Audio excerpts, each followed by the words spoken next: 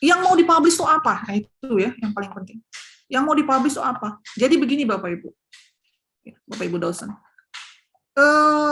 seorang editor, ya seorang editor nih, mau di dalam jurnal Sintang, mau di dalam jurnal internasional, dia itu akan melihat ada nggak yang baru, ada nggak yang original, ada nggak new publication. Jika ada, dia akan mulai melihat. Jika tidak ada, maka tidak akan dilanjutkan.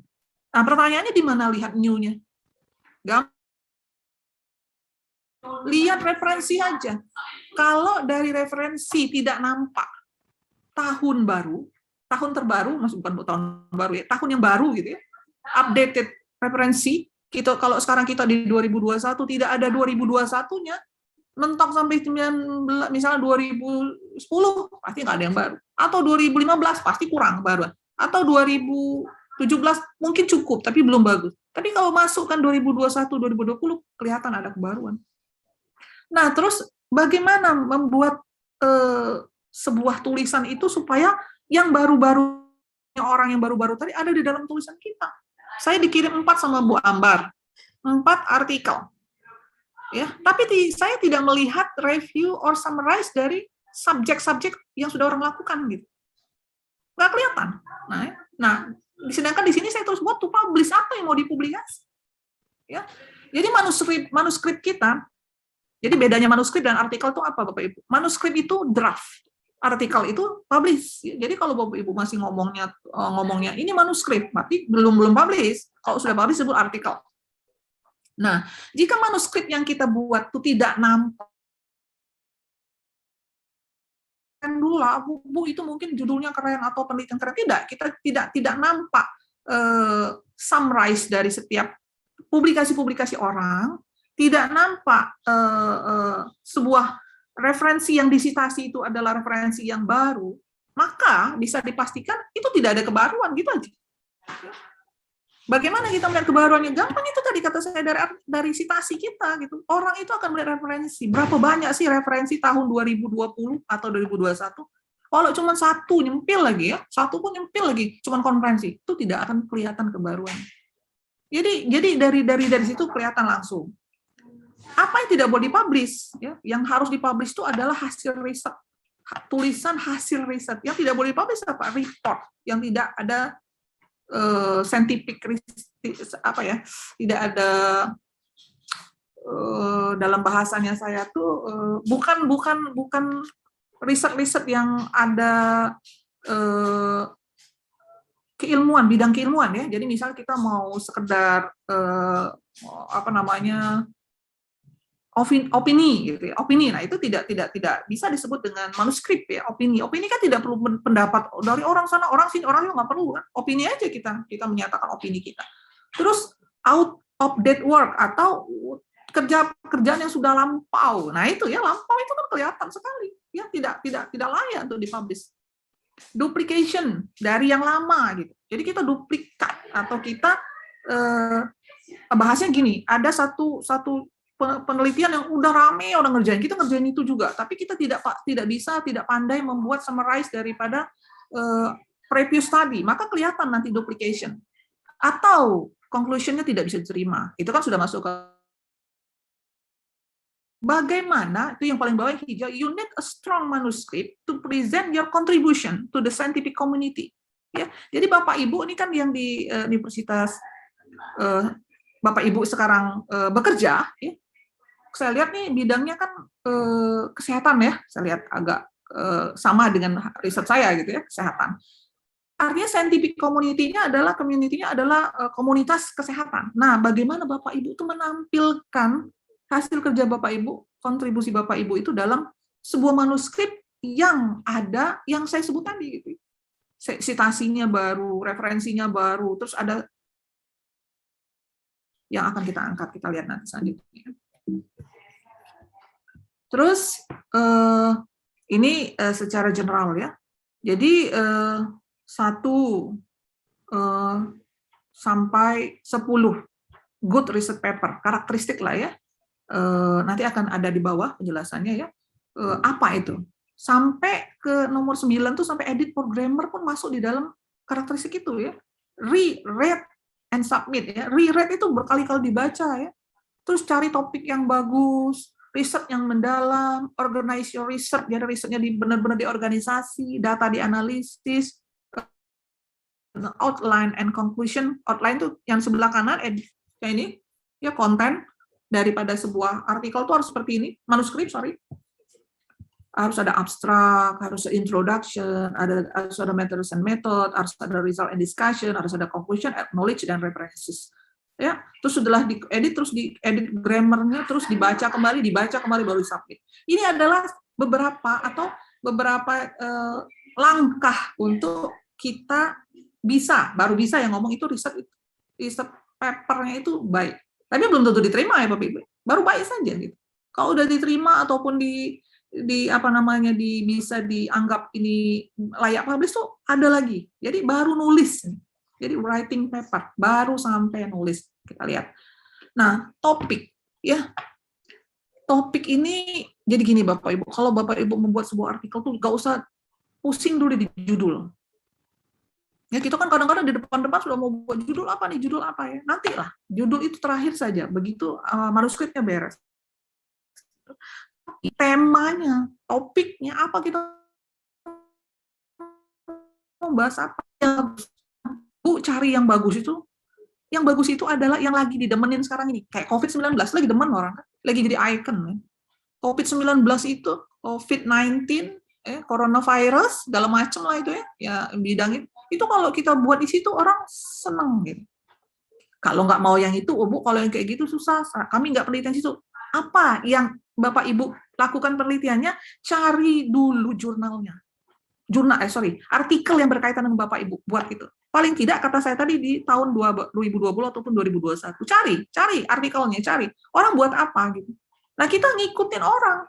Kita itu masuk di dalam sebuah hutan yang sudah ada tumbuh-tumbuhannya, hewannya, jejak-jejaknya. Jadi bukan kita berada di sebuah kalau bahasa saya itu riset itu ada dua, Bu, riset di lautan sama riset di dalam hutan. Kalau riset dalam hutan itu banyak jejak.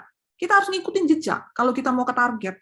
Kalau riset di lautan itulah adalah riset yang kita tidak punya jejak di tengah laut, diam aja sendiri. Kita kita maju atau kita mati gitu. Kalau di tengah laut ya, kita bisa keluar dari laut atau kita mati. Mati itu artinya kita tidak bisa apa-apa. Riset kita tidak diterima. Kalau hutan, udah pasti ada jejaknya, mau jejak pohon, mau jejak apa untuk mencapai target. Nah, biasanya kita sekarang selalu ikut yang riset-riset yang punya jejak. Ya, nah kita ikuti aja, jejak tuh punya siapa? Previous study, punya orang. Ya, jadi kita tidak usah bingung gitu kan. Saya baca dari mana, Bu? Ya harus kita baca aja dari Google Scholar, yang paling terbuka kan Google Scholar ya. Kalau Scopus nggak bisa, kalau Elsevier nggak bisa dijangkau, ya pakai Google Scholar. Atau ResearchGate, banyak kan publikasi-publikasi orang di ResearchGate. Cari. Misalnya saya sukanya di bidang bagian jantung gitu ya, kayak saya kan suka sekali penelitian di bagian jantung. Maka saya akan selalu mencari riset-riset di bagian jantung. Ya. Nah, dicari topiknya dulu. Orang neliti apa sih? Orang dulu, jangan kita. Ya, baru kita ikuti gitu. Oke. Nah, kita melakukan riset, Bu. Sebuah artikel itu datangnya dari riset, tidak muncul-muncul saja. Jadi kalau misalnya, Bu, saya mau nulis, Bapak Ibu ada riset nggak? Nggak ada. Nulis apa coba? Coba nulis apa? Nggak ada yang mau ditulis. Kalau ini ngomongnya scientific community ya, kalau kita ngomongnya scientific research ya, bukan ngomongnya tulisan-tulisan di luar itu ya. Misalkan tulisan banyak itu di surat kabar bisa, nulis di mana-mana bisa, di majalah-majalah populer bisa, bukannya nggak bisa. Tapi itu kan bukan scientific bukan scientific research, bukan riset yang berbasiskan kepada ilmu pengetahuan, tapi kepada yang lain-lain, ya, kepada fakta-fakta yang lain. Nah, kita faktanya tuh fakta ilmu pengetahuan. Kita melakukan riset, Bu, Pak ya. Kalau nggak ada riset gimana? Nah, gimana coba kalau nggak ada riset? Ya, nggak bisa.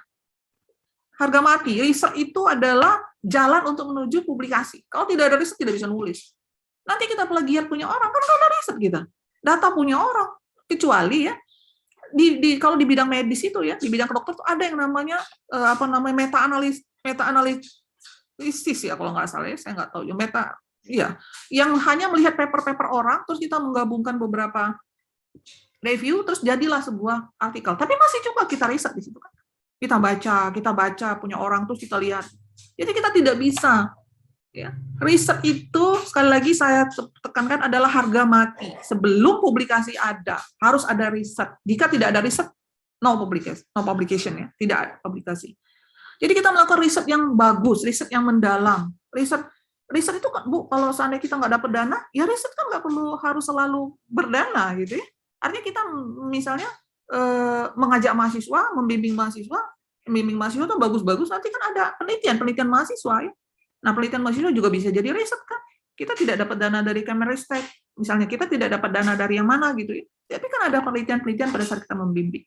Nah, dari riset kita akan dapat data. Dari data kita akan analisis, dari analisis lah kita akan membuat artikel. Ya. Jadi Bapak Ibu harus bangkitkan risetnya bidang 2-nya. Ya. Jadi habis ngajar, ada risetnya, ada pengabdian. Nah, risetnya ini akan menghasilkan publikasi.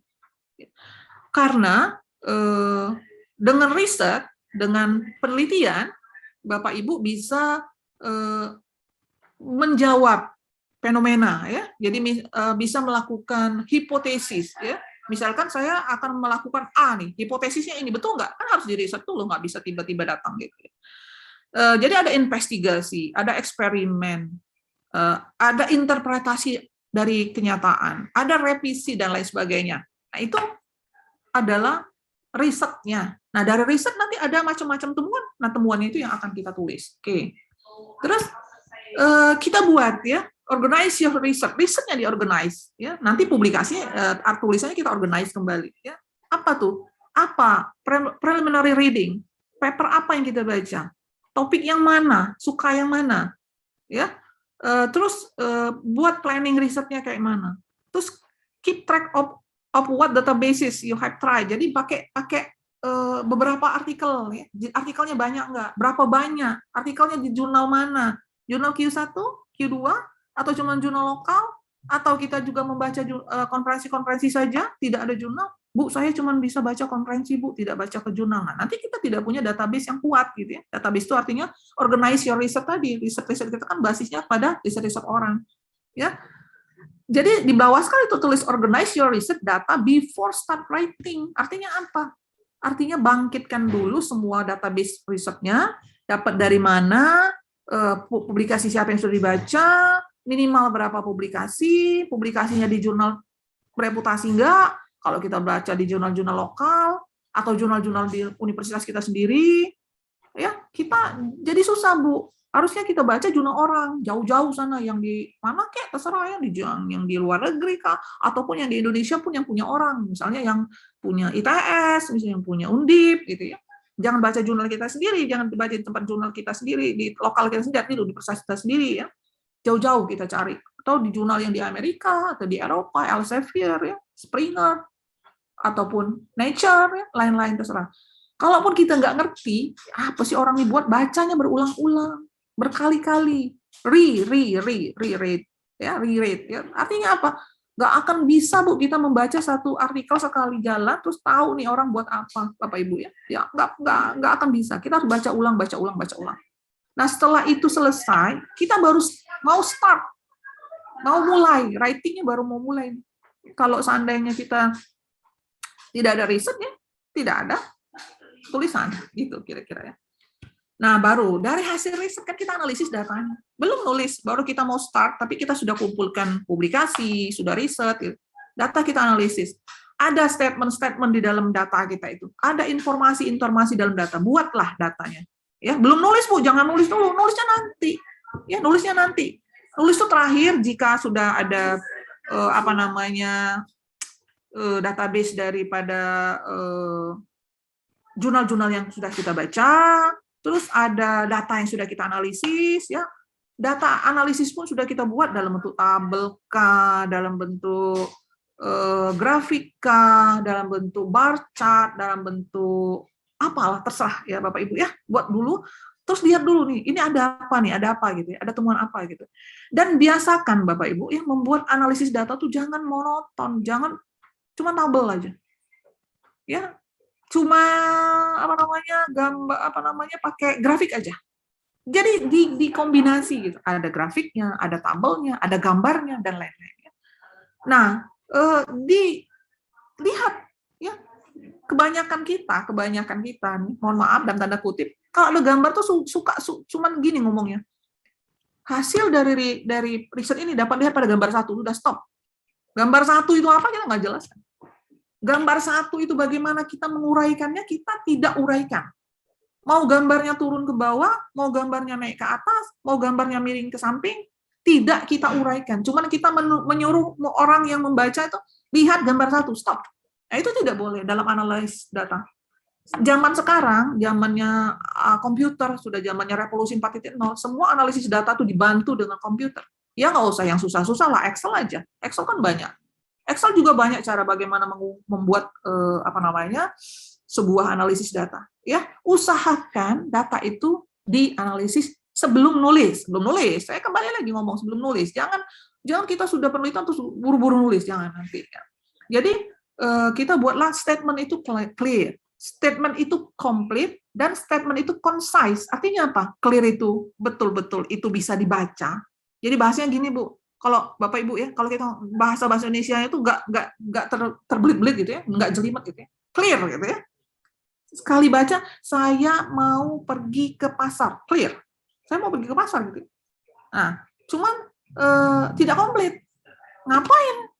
Saya mau pergi ke pasar membeli ikan, komplit, ya, clear dan komplit. Tapi kalau kebalik-balik, ikan di pasar, saya mau pergi beli. Nah, kebelit gitu ya. Suka itu loh Bapak Ibu. Sukanya orang Indonesia itu kan menggunakan bahasa Indonesia majemuk bertingkat. Kompleks. Orang jurnal, perjurnalan tidak suka. Dia senang yang clear. Subjek, predikat, objek, keterangan. Stop. Jadi banyak-banyak titik, banyak-banyak koma, subjek, predikat, objek, keterangan, koma, subjek, predikat, objek, keterangan, titik. Nggak perlu panjang-panjang. Ya. Complete dan concise. Concise itu artinya yang penting-penting saja. Ya, kita hobi. Bu, kalau yang penting-penting saja, yang clear-clear saja, yang komplit-komplit saja, nanti tulisannya sependek. Ya, itu sering saya dengar. Ini kenapa tulisan ini kok sepertinya dibuat-buat begini begitu macam-macam. Bu, ini kan perlu 8 halaman. Bu, kalau tulisnya kayak gitu nanti cuma 2 halaman. Jadi kita orang Indonesia suka menambah-nambah gitu. Jadi tidak concise lagi, banyak cerita-cerita. Jadi saya mau pergi ke pasar membeli ikan. Sampai di pasar saya ngobrol, habis ini beli ini. Nah, itu kan nggak nyambung gitu. Oke ya, perhatikan. Semua bahasa di dalam jurnal, di dalam artikel, dalam menulis artikel harus clear, complete, dan concise. Perhatikan, itu 3 highlight saya. Nah, oke ya. Kita outline-nya kita buatlah. Ya, sebelum saya ajari Bapak Ibu, saya tuh sering sekali loh buat artikel ya. Saya buat gini, saya tulis introduction, background, problem statement, terus body text-nya, subtopik 1 saya tulis apa, subtopik 2 saya tulis apa, subtopik 3 saya tulis apa. Ininya dulu, outline-nya dulu, belum nulis, belum isi conclusion, ya, restatement, ya, dan conclusion untuk menyatakan conclusion kita compiling dari atas ya, kita buat lagi. Ya. Jadi dibuat semacam outline dulu ya. Karena outline ini penting ya untuk memperhatikan struktur dari paper kita. Ini perlu nggak kita baca guideline for author pada saat kita mau nanti kita belum nulis ya, kita cuma membuat sebuah arahan dulu nih. Saya mau buat tulisan, saya buat dulu apa, introduction, body, dan conclusion. Introduction itu isinya apa, background, problem statement, body itu isinya apa, subtopik 1, subtopik 2, subtopik 3, conclusion itu apa, ini dan ini. Itu cukup sampai situ dulu. Terus kita baru mau nulis. Oke? Ya. Belum nulis. Kita baru mencari topik apa, kita lakukan riset di topik tersebut, terus habis kita melakukan riset, kita mengumpulkan database daripada previous study, yang keempat kita membuat outline. Ingat ya Bapak Ibu? Itu dulu. Kalau itu belum ada, jangan nulis. Kalau itu belum ada, jangan nulis. Jadi gini, saya ini mau nulis, tapi saya belum baca artikel kata Prof. Siti, saya harus dulu baca. Saya malas baca. Jangan nulis. Nggak akan jadi. Nggak akan jadi. Ya, karena kita sudah kumpulkan. Nanti kan ada kan materi yang akan mengajari membuat Mendeley. Nah itu ya, tuliskan, masukkan di dalam database Mendeley itu. Nanti tinggal kita panggil, Mendeley-nya keluar gitu. Oke, ya. Sekarang kita mau nulis nih. Nah, kalau menulis riset paper atau manuskrip ya, kita harus melihat bahasa. Kita mau pakai bahasa apa? Ya, kalau kita mau pakai bahasa Indonesia, buatlah dalam bahasa Indonesia yang baik dan benar. Bahasa Indonesia yang baik dan benar itu kan pakai standar subjek, predikat, objek, keterangan. Jangan ditambah-tambah, jangan diribet-ribetkan. Bahasa jurnal itu tidak boleh ribet, Bapak Ibu. Kalau tidak clear, tidak apa ya bahasa kita clear itu, artinya kita mudah membacanya. Orang tuh nggak ngerti, Bapak Ibu. Ya, saya tuh sering sekali. Saya kan mereview yang akses ya, triple akses itu saya banyak sekali itu mereview triple akses. Saya tidak paham apa yang dia tulis, tidak clear tuh. Saya feel dan sering kali saya reject di depan decline. Saya tidak mengerti, kata saya ini risetnya ini tidak jelas gitu. Langsung decline aja. Tapi kalau jelas itu akan jadi baik sekali. Satu, yang kedua, dengan bahasa Indonesia yang subjek, predikat, objek dan keterangan tadi, begitu kita translate pakai Google Translate, itu akan jadi sebuah bahasa Inggris yang baik. Kalau nggak percaya, Bapak Ibu silakan coba. Ya, kalau nggak percaya silakan coba. Syaratnya bahasa Indonesianya harus subjek, predikat, objek, keterangan, bagus bahasa Indonesianya. Di Google Translate akan jadi bagus. Kenapa? Jadi saya punya kolaborator dari kedokteran, ya, dokter spesialis penyakit jantung. Beliau kan nulis dalam bahasa Inggris gitu ya. Saya mau citasi gitu. Jadi sebelum saya citasi kan saya harus baca dulu. Nanti takut salah kan karena tulisannya medis, saya bukan orang medis, saya translatekan ke Indonesia. Bahasa Indonesianya bagus sekali setelah saya translate dari Google. Kenapa? Pada saat dia menyusun itu dia bahasa Indonesia dulu katanya. Ini bagus sekali kan? Kenapa? Kayak ini dok. Saya buat pakai bahasa Indonesia dulu Prof katanya dan saya translatekan. Bahasa Inggrisnya bagus, bahasa Indonesia bagus. Itu yang bagus itu kayak gitu. Ciri-cirinya tulisan yang nggak bagus, Bapak Ibu translatekan ke Inggris, Inggrisnya jadi jelek. Pada saat Bapak Ibu translatekan Inggris ke Indonesia, Indonesia jadi jelek. Betul, saya nggak bohong. Silakan coba. Jadi bahasa Indonesia yang bagus akan menghasilkan bahasa Inggris yang bagus. Bahasa Inggris yang bagus akan menghasilkan bahasa Indonesia yang bagus. Jadi nggak usah susah-susah kalau ngomong, Bu, saya nggak bisa bahasa Inggris. Memangnya harus bisa bahasa Inggris? Nggak perlu. Ada Google Translate. Google Translate itu sudah punya artificial intelligence, Bu. Pak, ya. Saya tahu banget. Google Translate itu sudah punya mesin mentranslate dengan menggunakan artificial intelligence. Jadi bagus. Asal, ya, kalau bahasa Indonesia nggak bagus, Google Translate-nya juga akan jelek banget. Tenses. Kalau Bapak Ibu buat proposal, future tensesnya. Tapi kalau Bapak Ibu menulis untuk report dari hasil penelitian, present or past tense. Jangan future-nya kapan? Pada saat kita merekomendasikan bahwa ini ada tambahan. Ya, itu pakai tensesnya. Perhatikan itu. Jadi kalau kita nggak konsisten, kadang-kadang future, kadang-kadang past tense, kadang-kadang present, gitu nyampur, kadang past perfect, itu orang juga bacanya tuh nggak enak gitu ya. Pakai bahasa Indonesia buatlah bahasa yang bagus dan benar. Kalau pakai bahasa Inggris buatlah juga yang benar gitu dengan tenses-tenses yang cocok. Oke. Simple ya. Balik lagi nih ada tulisan simple. Clear and concise. Clear and concise. Itu saja. Bapak Ibu mulai hari ini coba membuat bahasa Indonesia yang clear and concise. Hindari yang kata-kata yang tidak penting. Hindari kalau kita bahasa Indonesia kita tuh suka ngomong tuh panjang, nggak pakai titik. Cobalah ya. Hobi sekali kita itu membuat bahasa Indonesia satu paragraf nggak pakai titik koma. Ujung paragraf baru pakai titik. Sering kali saya melihat, ya Allah ini kenapa tulisannya nggak ada titik koma, sampai mentok di ujung satu paragraf tuh titik. Nggak bisa itu diinggriskan, nggak bisa ditranslate. Ya, jadi menulis artikel tuh tidak susah, tapi ikuti alur yang ini, alur yang sudah saya kirimkan ke Bu Ambar ya, nanti coba cek aja. Dia harus simple, direct writing, ya, direct writing, jangan kompleks, jangan pakai menyemuk bertingkat, concise, clear and complete, ya itu saja. Jadi kalau mau ngomong tuh jangan gantung gitu, jangan tidak komplit, maka akan terjadi pertanyaan di dalam riset. Nah ya, keep to the journal structure. Journal structure kan dia ada ininya, apa namanya structure jurnal itu nanti aja. Kita tulis aja pakai gaya struktur kita, nggak perlu pakai journal structure. Terus active voice. Ada beberapa juga sih yang active voice, ada juga yang apa namanya pasif ya. Jadi bisa pasif, bisa aktif, tergantung kita sih. Tapi yang penting konsisten saja, jangan campur, jangan kadang-kadang kalimat aktif, jangan kadang-kadang kalimat pasif gitu ya. Bahasanya harus konsisten, bahasanya harus clear, bahasanya harus simple, bahasanya harus complete, bahasanya harus concise, dan bahasanya harus pakai present atau past tense. Itu dulu ikuti ya. Kalau itu sudah kita ikuti dengan baik, ya nanti struktur papernya berubah jadi baik.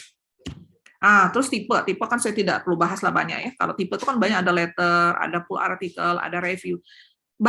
Kita sekarang ngomongnya nih di dalam full articles ya, atau original paper. Kalau letter and short communication biasanya untuk anak-anak S3.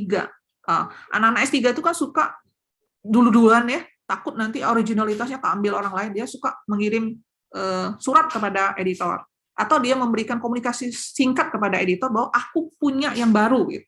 Saya punya yang keren, itu dikirim ke sana. Nah, kalau seandainya kita buat basisnya artikel dari riset kita, maka kita buatnya full artikel.